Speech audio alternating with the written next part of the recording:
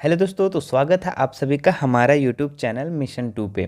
तो दोस्तों आज मैं क्लास 8 का सामाजिक विज्ञान, ठीक है, सामाजिक विज्ञान का मॉडल सेट 1 लेकर आया हूँ। ठीक है, इस वीडियो में हम लोग जानेंगे कि क्लास 8 का है जो किस पैटर्न में क्वेश्चन पूछेगा और कौन से इंपॉर्टेंट क्वेश्चन है वो सबको हम लोग सारे आज इस वीडियो में कवर करने वाले हैं। ठीक है, तो वीडियो को शुरू से लेकर अंत तक बने रहिएगा। अगर इस चैनल पे नए हैं तो सब्सक्राइब भी ज़रूर कर लीजिएगा। ठीक है, और बेल आइकन बटन उसी के बगल में होगा, उसको भी प्रेस कर दीजिएगा। ठीक है, वीडियो देखने के बाद आप लाइक ज़रूर कर दीजिएगा। ठीक है, और अगर कोई भी प्रॉब्लम हो तो आप कमेंट बॉक्स में कमेंट कर सकते हैं। ठीक है, तो चलिए ज़्यादा लेट ना करते हम लोग वीडियो को स्टार्ट करते हैं। तो यहाँ पे आप लोग का सबसे पहले पैटर्न को जानिए। ठीक है, आपका यहाँ पे 3 सेक्शन रहेगा। ठीक है, कितना सेक्शन रहेगा? 3 सेक्शन यहाँ पे रहेगा। ठीक है, सेक्शन ए, उसके बाद सेक्शन बी, उसके बाद सेक्शन सी। यहाँ पे 3 सेक्शन रहेगा। पहला सेक्शन में आपका क्वेश्चन रहेगा 1 से लेकर 7 तक का, जिसमें प्रत्येक कितना मार्क्स का होगा? 2 मार्क्स का होगा। ठीक है, और बनाना कितना है? बनाना आप लोग का है 5, बनाना है 5। 7 क्वेश्चन में आपको बनाना है 5 क्वेश्चन, प्रत्येक मार्क्स 2 मार्क्स का होगा। ठीक है, यहाँ पे आप लोग का सेक्शन बी में 8 से लेकर 14 तक का क्वेश्चन रहेगा। 7 क्वेश्चन यहाँ पे भी रहेगा, आपको बनाना है मात्र 5 क्वेश्चन। ठीक है, मात्र 5 क्वेश्चन बनाना है। सेक्शन सी में 15 से 19 तक क्वेश्चन रहेगा। ठीक है, टोटल 5 क्वेश्चन रहेगा, जिसमें आपको बनाना है 3 क्वेश्चन। ठीक है, तो यहाँ पे अगर हम लोग देखते हैं तो 5 दूनी 10 और 5 यहाँ पे 3 मार्क्स का रहेगा, तो 5 तिया 15 और 3 बचे 15। ठीक है, तो यहाँ 15 15 30, 30 और 10 40, तो आप लोग का टोटल मार्क्स कितना होगा? 40 का। ठीक है, जिसमें आपको 1.5 घंटा का समय दिया जाएगा। तो चलिए ज़्यादा लेट ना करते हुए हम लोग इसका इंपॉर्टेंट क्वेश्चन को अब देखते हैं। आप लोग को यहाँ पे अब क्लियर हो गया होगा कि क्या पैटर्न होने वाला है। ठीक है, तो सेक्शन ए में हम लोग 1 से 7 तक का क्वेश्चन को हम लोग देखते हैं। देखिए लिखा हुआ है 2 × 5 है ना, 10 मार्क्स का। देखिए पहला क्वेश्चन क्या है यहाँ पे कि पुर्तगाली भारत में सबसे पहले कहाँ पहुँचे? तो दोस्तों इसका आंसर होगा हमारा कालीकट में। पुर्तगाली भारत में सबसे पहले कहाँ पहुँचे थे? तो कालीकट में पहुँचे थे। ठीक है, चलो इसके बाद अब क्वेश्चन 2 में है किसे सिपाही विद्रोह भी कहा जाता है? तो दोस्तों 1857 को की क्रांति को क्या कहा जाता है? सिपाही विद्रोह भी कहा जाता है। ठीक है, जो 1857 में लड़ाई हुई थी, ठीक है, उसी को हम लोग क्या कहते हैं? सिपाही विद्रोह भी कहा जाता है। चलिए क्वेश्चन नंबर 3 को देखिए। क्वेश्चन नंबर 3 क्या है? सती प्रथा को दूर करने का श्रेय किसे मिला? तो सती प्रथा जो था, ठीक है, वो दूर किसने किया था? तो ये लॉर्ड विलियम बेंटिक। ठीक है, कौन किया था? Lord William Bentinck. तो याद रखिएगा दोस्तों। ठीक है, आप लोग इसको ना कि आप लोग नोट डाउन करते जाइए साथ साथ में। ठीक है, चलिए क्वेश्चन नंबर 4 को देखते हैं। इसमें किसे विवेकानंद को राष्ट्रीय आंदोलन का आध्यात्मिक पिता कहा है? ठीक है, तो किसे कहा है? तो सुभाष चंद्र बोस ने। ठीक है, किसने कहा है? सुभाष चंद्र बोस ने विवेकानंद को राष्ट्रीय आंदोलन का आध्यात्मिक पिता कहा है। ठीक है, तो इसका ये आंसर हो जाएगा। अगला 5 नंबर क्वेश्चन क्या है? रामकृष्ण मिशन की स्थापना किसने की? तो दोस्तों रामकृष्ण के जो मिशन की स्थापना जो किया था वो स्वामी विवेकानंद। ठीक है, तो याद रखिएगा दोस्तों, इसको आप लोग नोट डाउन करते जाइए, स्क्रीनशॉट भी आप ले सकते हैं। चलिए अगला है क्वेश्चन नंबर 6। यहाँ पे काला सोना किसे कहते हैं? तो दोस्तों काला सोना किसे कहते हैं? पेट्रोलियम और उत्पादों को काला सोना या तरल सोना कहते हैं, क्योंकि यह काफ़ी उपयोगी और मूल्यवान होते हैं। ठीक है, तो काला सोना किसे कहते हैं? पेट्रोलियम जितने भी है, ठीक है, और उत्पाद जितने भी है उसे हम लोग क्या कहते हैं? काला सोना या तरल सोना कहते हैं, और ये काफ़ी उपयोगी और मूल्यवान है। ठीक है, तो ये नोट डाउन कर लीजिए आप लोग। अगला देखिए 7 नंबर क्वेश्चन, आर्थिक क्रियाएं कितने प्रकार की होती है? ठीक है, तो दोस्तों आर्थिक क्रिया जो होती है उदाहरण सहित बताएं तो आर्थिक क्रिया जो होती है दोस्तों यहाँ पे 3 होती है। ठीक है, प्राथमिक आर्थिक क्रिया, द्वितीय आर्थिक क्रिया और तृतीय आर्थिक क्रिया। ठीक है, और ये प्राथमिक आर्थिक क्रिया में के अंतर्गत क्या क्या आता है? जो कृषि हो, ठीक है, जो भी स्टार्टिंग हो जहाँ से, ठीक है, कृषि हो गया जितना भी, तो वो हमारा क्या हो गया? प्राथमिक क्रिया हो गया। द्वितीय क्रिया में उद्योग, फैक्ट्री वगैरह जितना भी होता है हमारा द्वितीय क्रिया होता है। मतलब कि ये मान लो ना कि गन्ना का उत्पादन हो रहा है तो वो कृषि कार्य में प्राथमिक कार्य होगा। अब वही गन्ना क्या है कि कोई फैक्ट्री में चला गया है ना, गन्ना, चलो गन्ना का एग्जांपल लेते हैं, तो गन्ना हमारा प्राथमिक क्रिया है, गन्ना को उपजाना। ठीक है, गन्ना के बाद जब फैक्ट्री में चला जाता है, चीनी का निर्माण होता है, तो उसको हम लोग क्या कहते हैं? ये जो है, ये जो चीनी का यहाँ निर्माण होता है, ये द्वितीय फैक्टर आ जाता है हमारे। ठीक है, ये द्वितीयक आर्थिक क्रिया। अच्छा, इसके बाद अगर ये चीनी बन गया तो इसको हम लोग क्या करते हैं, कहीं पे बेचते हैं, ठीक है, कहीं पे बांटते हैं या जो भी है, ठीक है, तो वहाँ पे सेवा क्षेत्र आ जाएगा, ठीक है, वहाँ पे क्या आ जाएगा, सेवा क्षेत्र आ जाएगा, ठीक है, यानी कि तृतीय आर्थिक क्रिया। और भी तृतीय क्षेत्र में क्या क्या आ जाएगा, जैसे कि जो भी है, डॉक्टर हो गया, इंजीनियर, ठीक है, और ये सब जितना भी है, टीचर्स, तो ये सब हम लोग का क्या आ जाएगा, सेवा क्षेत्र में आ जाएगा। तो उम्मीद करते हैं ये वाला आप लोगों को समझ में आ गया होगा, प्राथमिक आर्थिक क्रिया, द्वितीय आर्थिक क्रिया और तृतीय आर्थिक क्रिया, ठीक है। चलिए, तो इसमें से आप लोग को हम बता दिए 1 से 7 तक का क्वेश्चन, तो सेक्शन ए कंप्लीट हो गया। आप लोग को मात्र बनाना है इसमें 5 क्वेश्चन, ठीक है, लेकिन याद आप 7 क्वेश्चन कीजिए, ठीक है, उसमें से मान लो कि 5 क्वेश्चन मिल जाता है, ठीक है, 4 क्वेश्चन मिलता है, 3 क्वेश्चन मिलता है, कुछ भी, ठीक है, तो आप लोग यहाँ पे 7 क्वेश्चन आप लोग को याद करके जाना है, ठीक है, वेरी वेरी इंपॉर्टेंट क्वेश्चन है। चलिए, सेक्शन बी में हम लोग देखते हैं दोस्तों, सेक्शन बी क्या है, ठीक है, सेक्शन बी में 8 से 14 तक का सवाल रहेगा, ठीक है। तो चलिए इसका 8 पहला नंबर इसका क्वेश्चन देखते हैं 8 का, ठीक है। भारतीय कपड़े विश्व भर में क्यों प्रसिद्ध थे, ठीक है, तो जो भारत में जो कपड़े बनते थे वो विश्व भर में क्यों प्रसिद्ध थे, ठीक है। तो देखिए इसका आंसर क्या होगा, भारतीय कपड़े लंबे समय से अपनी गुणवत्ता और बारीकी कारीगरी के लिए विश्व भर में प्रसिद्ध थे। मतलब कि यहाँ का जो गुणवत्ता था, जो कपड़ा का गुणवत्ता था, ठीक है, क्वालिटी था, और उसका बारीक कारीगरी, मतलब कि जो भी काम होता था बहुत ही बारीकी तरीके से होता था, ठीक है, तो इसलिए वो विश्व भर में क्या थे, प्रसिद्ध थे, ठीक है। यहाँ के मलमल अपनी बारीक बुनाई के लिए मशहूर थे, मतलब कि यहाँ पे जो बुनाई करते थे यहाँ पे ये कपड़े का, वो मशहूर थे काफ़ी, ठीक है। कालीकट के निकटवर्ती क्षेत्र से प्राप्त कैलिको कपड़े प्रसिद्ध हुए।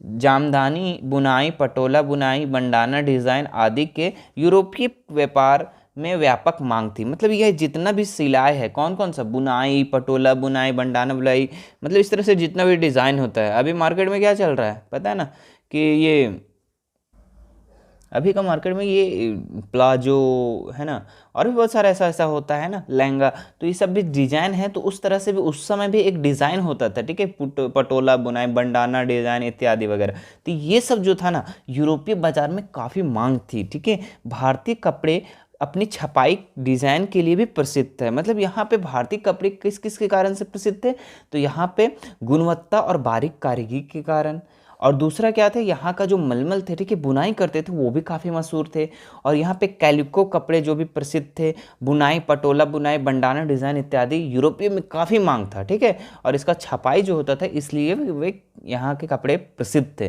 ठीक है। तो ये उम्मीद करते हैं इसको समझ में आ गया होगा, ठीक है, इसको नोट डाउन भी कर लो आप सब साथ साथ में। चलो, क्वेश्चन नंबर 9 देखो, भारतीय सैनिक ने नई राइफल का प्रयोग करने से मना क्यों किया था। तो भारतीय जो सैनिक थे, ठीक है, यहाँ के जो सैनिक थे भारत के, उन्होंने राइफल जो होते, ठीक है, बंदूक थे, ठीक है, उसको प्रयोग करने से क्यों मना किया था, ठीक है। तो इसका आंसर देखिएगा, नई एनफील्ड राइफल में कारतूस के ऊपरी भाग को मुंह से काटकर बंदूक में भरना पड़ता था। मतलब बंदूक चलाने से पहले क्या होता था ना, उसका ऊपर भाग में क्या करना पड़ता था, मुंह से काटकर बंदूक में जो भी भरना होता था, ठीक है, वो भरना पड़ता था, ठीक है। तो मुंह से खोलना पड़ता था वो चीज़ को, ठीक है। लेकिन अच्छा, मुंह से खोलना तो कोई गलत बड़ी बात नहीं है। देखिए आगे क्या लिखा हुआ उससे क्लियर हो जाएगा। जनवरी 1857 में बंगाल की सेना में यह अफवाह फैल गई थी कि चर्बी वाले कारतूस में गाय एवं सूअर की चर्बी है, ठीक है। तो यहाँ पे ये अफवाह फैला दिया गया 1857 के बंगाल की सेना में, यह फैल गया कि यहाँ पे जो राइफल है, जो बंदूक है ना, उस जो कारतूस बना हुआ है वो गाय और सूअर की चर्बी का है, ठीक है। तो इससे क्या हुआ कि यहाँ पे हिंदू लोग भी, हिंदू और मुसलमान दोनों के लिए धार्मिक आस्था पर चोट थी। मतलब कि जो हिंदू था वहाँ पे गाय का जो चर्बी था उसके कारण से वहाँ पे चोट था, सूअर था, ठीक है, तो मुसलमान दोनों के मतलब कि धार्मिक आस्था पर चोट थी। तो इस कारण से यहाँ पे क्या हुआ कि भारतीय लोग जो सैनिक थे वो राइफल को चलाने से मना कर दिए, ठीक है, बोले कि ऐसा हम नहीं कर सकते हैं, ये हम लोग का धार्मिक आस्था का चोट है, ठीक है। इस वजह से भारतीय सैनिक की नई राइफल का प्रयोग से मना किया था। तो ये चीज़ क्लियर हो गया दोस्तों, ठीक है। चलिए क्वेश्चन नंबर 10 को हम अगला देखते हैं, ठीक है। यहाँ पे क्या लिखा हुआ है, बहुउद्देश्य परियोजना के क्या लाभ है। तो बहुउद्देश्य परियोजना में क्या क्या लाभ है तो वो देखो, ठीक है। तो बहुउद्देश्य परियोजना में देखो, बाढ़ का नियंत्रण होता है, ठीक है, सिंचाई के लिए जलापूर्ति। बहुउद्देश्य में क्या होता है कि जल को, जो भी जल बहते रहता है उसको इकट्ठा किया जाता है, ठीक है। वहाँ पे बांध वगैरह बनाया जाता है। क्या बनाया जाता है? बांध। जैसे नदी है, ठीक है, तो इस पे एक बांध बना दिया गया, ठीक है, वहाँ पे रोका गया उस पानी को। तो उससे क्या क्या होता है, ठीक है। देखो सिंपल सी बात है, आप लोग देखे भी होंगे कहीं कहीं जाते होंगे कहीं पे, तो जैसे नदी ऐसे ऐसे बह रहा है, ठीक है, तो यहाँ पे बहुत सारा पानी आता है, ठीक है, तो यहाँ पे बांध बना दिया, और बांध बना दिया, गड्ढा कर दिया गया, ठीक है। तो यहाँ पे जो पानी इकट्ठा हो रहा है, तो ये, तो इससे हम लोग को क्या क्या लाभ हो रहा है वो चीज़ को बताना है, ठीक है। तो देखिए यहाँ पे बाढ़ नियंत्रण, सही बात है कि जो स्पीड में पानी आएगा अब तो वो रुक रुक के आएगा। मान लो यहाँ बांध बना हुआ है, यहाँ बांध बना हुआ है, यहाँ बांध बना हुआ है, तो कहीं ना कहीं रुकते हुए जाएगा। और क्या फ़ायदा होगा? तो सिंचाई के लिए जलापूर्ति होगी, मतलब कि जो भी यहाँ का इंसान, इसके आसपास जितने रहते होंगे, ठीक है, जितने भी कृषि वगैरह, किसान वगैरह, वो लोग क्या करेंगे? उसको सिंचाई के लिए उसका उपयोग करेंगे। अच्छा, अगला क्या करेंगे? विद्युत उत्पादन। देखिए दोस्तों, विद्युत उत्पादन भी इसी प्रकार होता है, ठीक है। यहाँ से पानी आते रहता है, ये जो पानी होता है ना, बांध से ऊपर से गिराया जाता है, ठीक है, तब यहाँ से विद्युत का उत्पादन भी होता है। ये चीज़ आप लोगों को पता होना चाहिए। देखिए अगला क्या है? पेयजल की उपलब्धता। देखिए दोस्तों, जो भी पानी बहते रहेगा उसको हम अगर एक जगह इकट्ठा करते हैं, उसको साफ करते हैं, क्लियरिफाई करते हैं, तो वो क्या होता है? हम लोग का पेयजल, मतलब पानी पीने का भी अवेलेबल उसमें हो जाता है, ठीक है, पानी भी पी सकते हैं। अच्छा, और क्या कर सकते हैं दोस्तों? अगर पानी रुकता है वहाँ पे, ठीक है, बांध बनाते हैं वहाँ पे, तो मछली पालन भी कर सकते हैं, बिल्कुल कर सकते हैं। और क्या कर सकते हैं? मृदा अपरदन की रोकथाम भी हो सकता है। क्यों हो सकता है? क्योंकि जो स्पीड, जो धारा होगा, जो काफ़ी स्पीड होगा, अगर हम इसमें बांध बना देते हैं बीच बीच में, ठीक है, बांध जो बनता है सीमेंट से बनता है, ठीक है, आप लोग को पता हो जाना चाहिए, ठीक है, बांध, ठीक है, तो ये मृदा अपरदन का क्या करता है? रोकथाम करता है, ठीक है। तो ये चीज़ हो गया। चलो इसके बाद 11 नंबर क्वेश्चन देखते हैं हम लोग, क्या लिखा हुआ है। बाल विवाह अधिनियम 2006 का क्या प्रावधान है? तो देखिए दोस्तों, बाल विवाह अधिनियम 2006 में निम्न प्रावधान किए गए हैं। तो इसका का नंबर में देखें, बाल विवाह उसे कहते हैं जब लड़के और लड़की का विवाह क्रमशः 21 एवं 18 वर्ष से कम उम्र में कर दिया जाए। तो सिंपल सी बात है दोस्तों, बाल विवाह किसको कहेंगे? जब लड़का का उम्र 21 साल से कम और लड़की का उम्र 18 साल से कम हो, और उस उम्र में अगर शादी कर दिया जाए तो उसको हम लोग बाल विवाह कहेंगे, ठीक है। तो ये पहला पॉइंट था। दूसरा पॉइंट में हम लोग क्या लिखना है, देखो, अगर कोई व्यक्ति जिसकी उम्र 21 वर्ष से कम है और वह किसी 18 वर्ष से कम की लड़की से शादी करता है, तो उसे कानूनन में प्राथमिक दर्ज कराई जा सकती है। कहने का मतलब, अगर कोई लड़का 21 वर्ष से कम 18 वर्ष की कम लड़की से शादी कर लेता है तो उसको कानूनन प्राथमिक दर्ज कराई जा सकती है, ठीक है, क्योंकि ये मिनिमम है, ठीक है, इस एज तक हो जाना चाहिए तभी जाकर वो शादी कर सकता है, ठीक है, तो इसमें दर्ज हो सकता है। अभी भी गांव में क्या चलता है ना कि 18 वर्ष से कम ही उम्र के बच्चियों को शादी कर दिया जाता है, ठीक है, तो ये गलत है, क्योंकि कानूनन रूप से 18 वर्ष से प्लस होना चाहिए, ठीक है, तो आप लोगों को ध्यान रखना है। चलिए गा नंबर देखिए, बाल विवाह को रोकने के लिए कोई भी व्यक्ति प्रथम श्रेणी के जिला न्यायाधीश के पास शिकायत सूचना दायर कर सकता है। तो दोस्तों, बाल विवाह कर कहीं पे हो रहा है, ठीक है, तो वहाँ पर रोकने के लिए आप न्यायाधीश के पास जाके शिकायत कर सकते हैं, ठीक है, लेकिन करता कौन है, ठीक है, कौन गलत चाहता है किसी का, ठीक है, तो ये चीज़ होता है, ठीक है। तो 3 पॉइंट था, तो आप लोग इसको नोट डाउन कर सकते हैं। चलिए अगला देखते हैं, 12 नंबर क्वेश्चन क्या है, जीवाश्म ईंधन क्या है? तो देखिए दोस्तों, जीवाश्म ईंधन क्या है? जैविक तत्व के अपघटन व कायांतरण से उत्पन्न या भूगर्भ से बनने वाले ईंधन को जीवाश्म ईंधन कहते हैं। देखिए दोस्तों, जो भी जैविक तत्वों का अपघटन होता है, लाखों करोड़ों वर्षों के बाद जो अपघटन होता है, ठीक है, जैविक तत्वों का, और वो भूमि में क्या करते हैं, दब जाते हैं जो भी, ठीक है, तो वो बाद में क्या होता है, ईंधन के रूप में उसको होता है, तो उसको हम लोग जीवाश्म ईंधन कहेंगे। देखिए आगे, पौधे एवं जानवरों के अवशेष लाखों वर्षों तक भूगर्भ में दबे रहकर ताप और दाब के कारण परिवर्तित होकर जीवाश्म ईंधन बनते हैं। सिंपल सी बात है दोस्तों कि जो भी पेड़ पौधे अभी आज जो भी पेड़ पौधे, मान लो भूकंप आता है, कुछ भी आता है, तो सब जमीन के अंदर दब जाता है, ठीक है। उसके बाद लाखों करोड़ों वर्षों बाद, ठीक है, लाखों करोड़ों वर्षों बाद ये सब क्या होता है ना कि दाब परिवर्तन और ताप परिवर्तन के कारण क्या होता है, जीवाश्म ईंधन बन जाता है, पेट्रोलियम वगैरह, ठीक है, प्राकृतिक गैस है ना, जितना भी है वो बन जाते हैं, जैसे कि कोयला, पेट्रोलियम, प्राकृतिक गैस, जीवाश्म ईंधन के उदाहरण है। जो भी ये कोयला वगैरह है, ठीक है, तो उसी से निर्माण होता है ये सब, ठीक है, तो ध्यान रखिएगा, ठीक है। तो जीवाश्म ईंधन हम लोग का ये हो गया, आप लोग नोट डाउन कर सकते हैं। चलिए अगला देखते हैं 13 नंबर क्वेश्चन। कृषि से आप क्या समझते हैं? कृषि शब्द अंग्रेजी के एग्रीकल्चर का प्रत्यय है, ठीक है, पर्याय है। तो ये पता है आप लोग को, एग्रीकल्चर कृषि कहते हैं, जिनका शाब्दिक अर्थ है भूमि या खेत में कार्य कर कुछ उपजाना, बीज, उर्वरक, मशीन, श्रमिक आदि इसके निवेश है। जुताई, बुआई, सिंचाई, निराई, कटाई आदि इसके प्रमुख क्रियाएं हैं। फसल इसके निर्गत उत्पाद हैं। तो सिंपल सी बात है दोस्तों कि यहाँ पे कृषि का मतलब क्या हुआ? कृषि को अंग्रेजी शब्द में एग्रीकल्चर कहते हैं, जिसका शाब्दिक अर्थ होता है भूमि या खेत में कार्य कर कुछ उपजाना, ठीक है। तो जो बीज है, उर्वरक है, मशीन है, कोई किसान के लिए ये सब क्या है? निवेश है, इन्वेस्टमेंट है, ठीक है। मतलब कृषि का इन्वेस्टमेंट क्या क्या है, मतलब कि क्या क्या खर्च करता है वो, क्या क्या जो खर्च करता है जो कि उससे प्राप्त कुछ कर सके। तो वो बीज है, उर्वरक है, मशीन है, श्रमिक है, उसके लिए वो क्या है? निवेश है। अच्छा, जुताई करना, बुआई करना, सिंचाई करना, निराई करना, कटाई करना, ये सब क्या है? तो कृषि का वो सब काम है। बुआई करना, सिंचाई करना, निराई करना, काटना, है ना, तो ये सब क्या है? उसका क्रिया है। और जो भी फसल जो उत्पादन हमको प्राप्त होता है वो क्या है? उसके लिए उत्पाद है, ठीक है। तो ये हम लोग का कृषि का हो गया परिभाषा। तो आप लोग इसको लिख सकते हैं, ये बहुत ही आसान शब्द में लिखा हुआ है, ठीक है।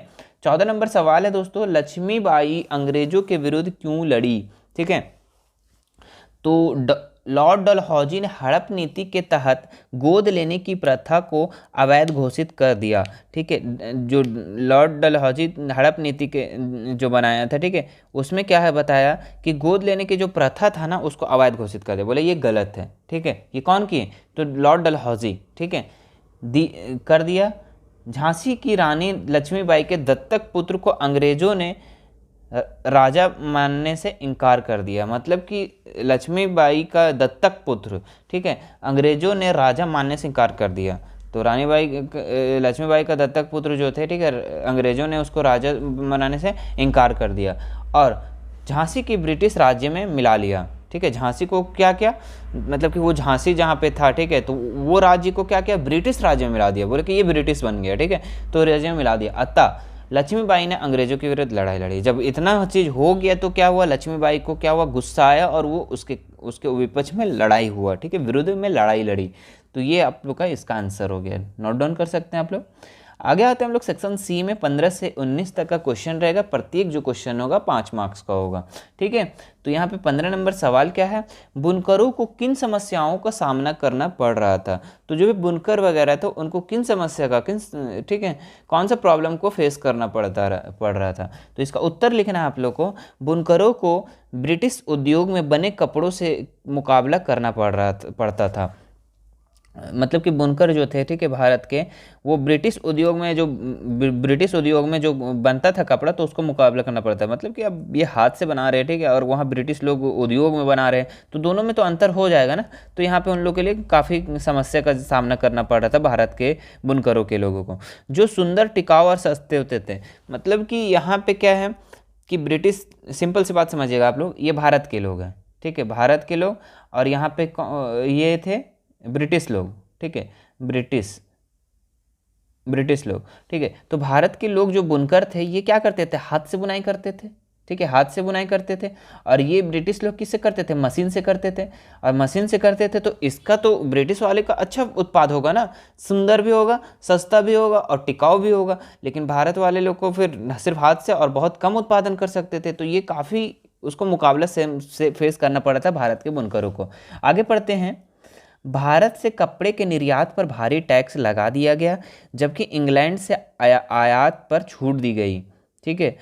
इस प्रकार मांग घटने के कारण बुनकरों के सामने आजीविका की समस्या पैदा हो गई। मतलब भारत से कपड़े का जो निर्यात पर भारी टैक्स लगा दिया गया, मतलब कि जो भी निर्यात होने लगा, ठीक है, जो भी भेजा जाने लगा, निर्यात मतलब होता है कोई अपने देश से दूसरे देश में भेजने का, ठीक है। तो निर्यात पर भारी टैक्स लगा दिया, बोले कि अब तुम बाहर ज़्यादा नहीं भेज सकते हो। अब टैक्स लगा देगा तो ऑटोमेटिक है कि हम लोग भेजेंगे नहीं, है ना। जबकि इंग्लैंड से आयात पर छूट दी गई, मतलब जो इंग्लैंड में जो भी उत्पादन हो रहा था, जो भी कपड़ा का उत्पादन हो रहा था, वहाँ से आने को छूट दे दिया गया। भारत में तुम लूटो, लेकिन तुम किसी को लूटो मत। भारत वाले को बोल रहे थे तुम किसी को मत लूटो, हम लोग लूट लेंगे, ठीक है। तो ये चीज़ था। इस प्रकार मांग घटने के कारण, मतलब कि अब जब निर्यात नहीं होने लगा भारत का ये कपड़ा का, तो वहाँ का ऑटोमेटिक है कि मांग घट जाएगा। कारण बुनकरों के सामने आजीविका समस्या पैदा हो गई और अपना पेशा छोड़कर खेतिहार मजदूर बन गए, ठीक है। तो यहाँ पे क्या हुआ, जब इस तरह से बुनकर लोग देखे कि ऐसा ऐसा हाल है, तो वो क्या किया, अपना पेशा को छोड़ दिया, बोला खेती और अपना किसानी काम करने लगे, ठीक है। चलो 16 नंबर क्वेश्चन क्या दिया हुआ है, देसी राजाओं ने 1857 की क्रांति भारतीय सैनिक की मदद क्यों की थी। तो देखिए दोस्तों, लॉर्ड डलहौजी ने ब्रिटिश साम्राज्य के विस्तार के लिए विलय की हड़प नीति अपनाई। मतलब कि लॉर्ड डलहौजी जो थे, ठीक है, ये क्या किया, भारत में अपना ब्रिटिश राज्य साम्राज्य को विस्तार करने के लिए, बढ़ाने के लिए विलय का हड़प नीति अपनाया, ठीक है। उसमें क्या हुआ, उसने गोद लेने की प्रथा को अवैध घोषित कर दिया, पहला बात। दूसरा, सतारा, नागपुर, संथालपुर, झांसी और बरार आदि राज्यों का अधिकार कर लिया था। मतलब ये जितना भी राज्य हैं, ठीक है, सतारा, नागपुर, संथालपुर, झांसी, ये सब जितना भी है, इसका क्या क्या अधिकार कर लिया इसमें। अगला है, कुशासन का आरोप लगाकर अवध को ब्रिटिश राज्य में मिला लिया, ठीक है। कुशासन का आरोप लगाकर क्या क्या, अवध को भी ब्रिटिश राज्य में मिला लिया। मुगल बादशाह को नाज नराना बंद कर दिया। सिक्कों पर से बादशाह का नाम हटा दिया गया। मतलब यहाँ पे देखिए क्या क्या हुआ। ब्रिटिश लोग जब आए ना, तो यहाँ पे जितने भी राज्य है वो अपने राज्य में उसको मिला लिया, ठीक है, अपना विस्तार करने के लिए। और क्या किया, तो अवध को भी ब्रिटिश राज्य में मिला लिया। फिर मुगल बादशाह को नजराना बंद कर दिया गया, ठीक है। और सिक्कों पर जो भी बादशाह का जो टैग लगा हुआ था तो उसको भी हटा दिया गया। इन कार्रवाइयों से कमज़ोर हो चुके शासक परिवार परेशान हो गए। जो भी वहाँ पे राजा थे वो सब क्या हो गए, धीरे धीरे परेशान हो गए। तथा अन्य शासकों भी कभी यह भय लगने लगा, ठीक है, भय फैल के आगे कि हम लोग भी राजा हैं, हम लोग के साथ भी ब्रिटिश लोग ऐसा ही करेंगे, ठीक है। देसी राजाओं ने की सेनाओं को भंग कर दिया गया।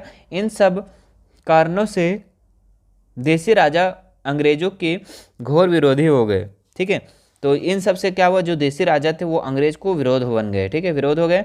और 1857 की क्रांति में न केवल भारतीय सैनिक की मदद की, बल्कि कई राजाओं ने विद्रोह में खुलकर भाग लिया। मतलब 1857 में जो भी लड़ाई लड़ा गया, ठीक है, तो ऐसा नहीं कि सिर्फ वहाँ के सैनिक लोग लड़े, वहाँ का राजाओं लोग भी लड़े, चूँकि उन लोग को भी डर हो गया था इस चीज़ का, ठीक है। तो ये आप लोग का इसका आंसर हो जाएगा। आप लोग इसका स्क्रीनशॉट या फिर नोट डाउन कर लो, ठीक है। 17 नंबर सवाल है दोस्तों, 1857 की क्रांति के बाद भारत में क्या बदलाव हुआ। देखिए 1857 में जो लड़ाई हुआ, ठीक है, तो इसके बाद हम लोग का भारत में क्या बदलाव आया।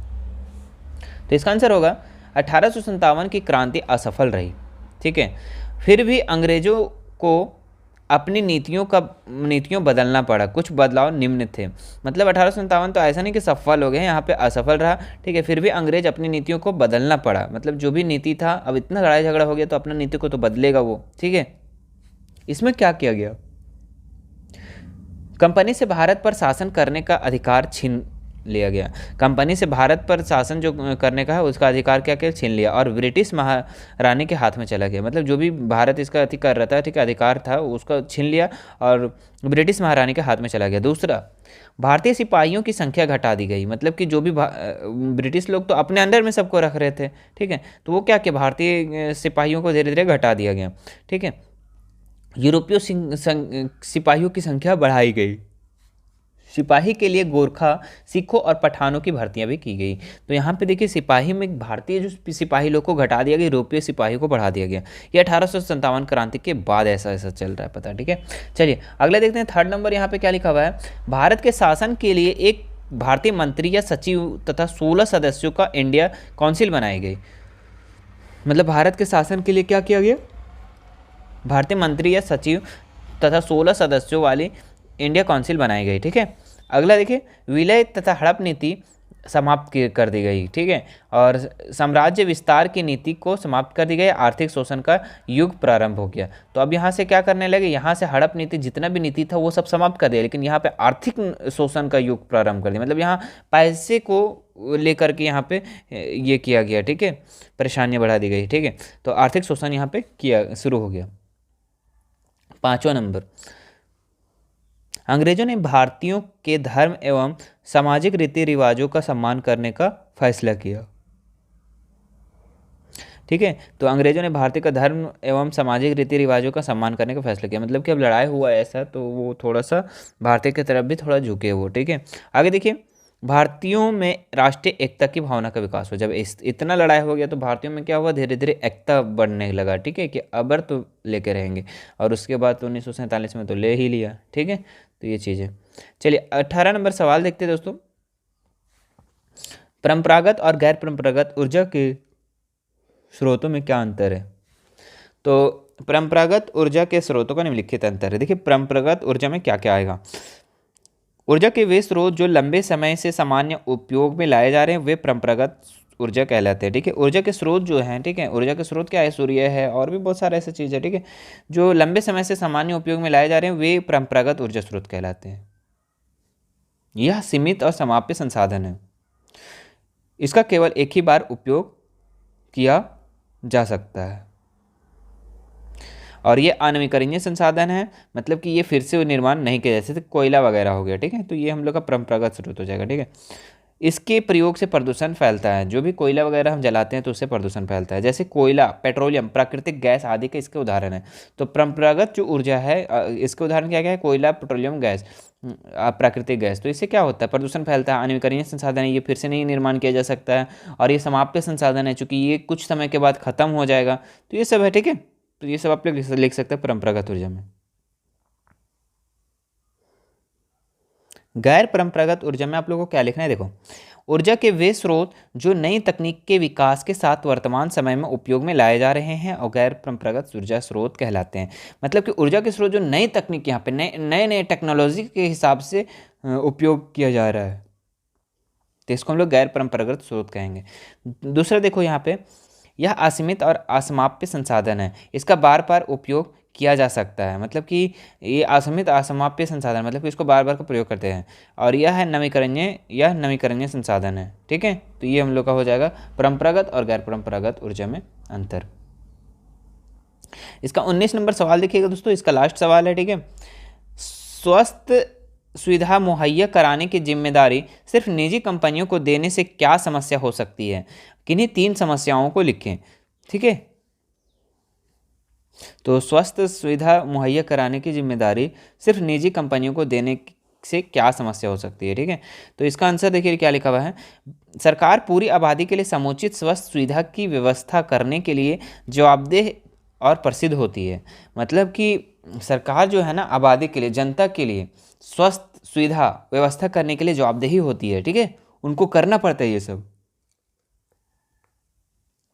लेकिन यदि स्वस्थ सुविधा मुहैया कराने की जिम्मेदारी सिर्फ निजी कंपनियों को दे दी जाए तो कई समस्या उत्पन्न हो सकती हैं, ठीक है। तो ये चीज़ क्या है ना, स्वस्थ सुविधा जो है ये तो सरकार का काम है, लेकिन इसको बोल रहा है कि अगर निजी के हाथ में दे दे तो क्या होगा, ठीक है। तो ये देखिए इसका आंसर, इन सुविधाओं की पहुंच कुछ ही लोगों तक सीमित रह जाएगी। मतलब ये सुविधा जो मिलेगा ना, जो कुछ ही लोगों तक मिल पाएगा, जो कि ये सार्वजनिक है, सभी को होना चाहिए, और अगर प्राइवेट कर दिया तो फिर कुछ ही लोगों तक मिलेगा। दूसरा, संभावना है कि उसका शोषण भी हो सकता है, जरूर है कि शोषण भी हो सकता है। अगर स्वस्थ सुविधा रहेगा, जिसके पास पैसा अच्छा खासा है, ठीक है, जो अच्छा आदमी है, ठीक है, और जिसका पहुंच अच्छा है, तो वो क्या करेगा, अपने एरिया में वो स्वस्थ सुविधा को अच्छा करेगा, अच्छा मंगवाएगा, ठीक है, अगर निजी कंपनी के हाथ में। लेकिन सरकारी तो वो तो सबको देखेगा, जो गरीब हो चाहे अमीर हो, है ना। तीसरा नंबर, ऐसी स्थिति में जन कल्याण का लक्ष्य पूरा नहीं हो सकेगा। मतलब अगर ऐसा सा कंडीशन आ गया कि सरकारी से प्राइवेट में हो गया, तो जो भी लक्ष्य होगा, ठीक है, जो भी, तो वो पूरा नहीं हो पाएगा, ठीक है। तो उम्मीद करते हैं दोस्तों, ये हम लोग का 19 क्वेश्चन था पूरा टोटल, ठीक है। Section A, section be important question है काफ़ी, ठीक है। तो आप लोग इसको नोट डाउन करके याद करते हुए चले जाइए, आप लोग का एग्जाम बहुत जल्दी होने वाला है, ठीक है। तो सबसे पहले आप लोग को थैंक यू, ठीक है। इस वीडियो को आप पूरा वॉच करने के लिए, और अगर सब्सक्राइब नहीं किए तो सब्सक्राइब कर दीजिए। सब्सक्राइब आपको कैसे करना है ध्यान रखिए। आपका ऐसा इंटरफेस अभी नज़र आता होगा, इस रेड वाले में आपको क्लिक कर देना है और इसको ब्लैक कर देना है, तो आपका फिर इस तरह से इंटरफेस नज़र आएगा। ठीक है, तो ये ब्लैक हो जाएगा और बगल में एक घंटी भी नज़र आएगा यहाँ पे, और घंटी को दबा के आप ऐसे कर दीजिएगा, ऐसा साइन कर दीजिएगा। ठीक है, तो ये हम लोग का हो जाएगा सब्सक्राइब। इसके बाद आपके पास जितने भी वीडियो हमारा नेक्स्ट आएगा, ठीक है, आप लोग के लिए क्लास 8 के लिए, क्लास 9 के प्रिपेयर के लिए, ठीक है, आप 8 के बाद तो 9 में जाएंगे तो वो भी तैयारी करवाया जाएगा, तो आपके पास सबसे पहले आपके पास नोटिफिकेशन जाएगा। ठीक है दोस्तों, तो लाइक ज़रूर कीजिएगा, लाइक यहाँ पे होगा, लाइक बटन को ज़रूर दबा दीजिएगा, इससे थोड़ा सा मोटिवेट हम लोग को मिलता है। ठीक है, तो लाइक भी ज़रूर कीजिएगा और कमेंट ज़रूर कीजिएगा। ठीक है, कुछ भी ज़रूर कीजिएगा, कुछ भी कोई भी प्रॉब्लम्स हो उसका भी कमेंट कीजिए। ठीक है, और नहीं भी प्रॉब्लम है तो कुछ तो कमेंट ज़रूर कीजिए। ठीक है, तो ठीक है, मिलते हैं अगले वीडियो में हम लोग। ठीक है, धन्यवाद।